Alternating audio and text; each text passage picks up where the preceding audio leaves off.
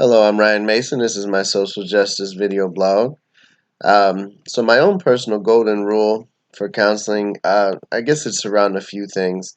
The valuing and advocating for the rights and well-being around the socially disadvantaged for sure, the socially devalued, the disenfranchised people, um, devalued people in society, no matter what their age, race, sexual orientation, gender identity, or any other difference for that matter, to advocate for those rights for those people who are um, disadvantaged in society, and then also to always consider my own shortcomings, my own mistakes, my failures when dealing with clients, to never find myself judging clients or ever placing myself above them in any way. Sometimes I tend to forget my mistakes that I've made and where I've come from when people begin to open up about mistakes that they've made.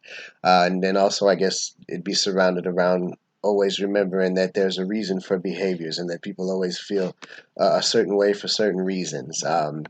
Just to never be judgmental and to always be open.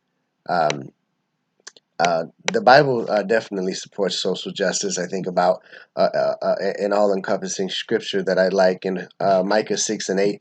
That says how he has told you, O man, what is good and what does the Lord require of you, but to do justice and to love kindness and to walk humbly with your God.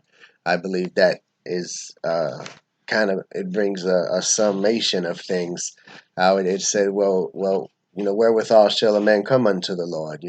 Can he bring cattle, and can he bring this, and shall he bring his firstborn for the sin of his soul? At the end of it, it says to do justly, to do what is right, to treat people fairly. It's what's required of the Lord. And then I think about in Acts when the early church was starting. Acts 4:32, it says, now the full number of those who believed were of one heart and soul. It said, and no one said that any of the things that belonged to him was his own, but they all had everything in common.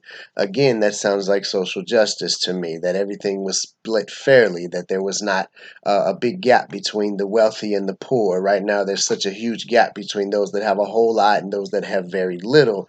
There's almost no middle class anymore.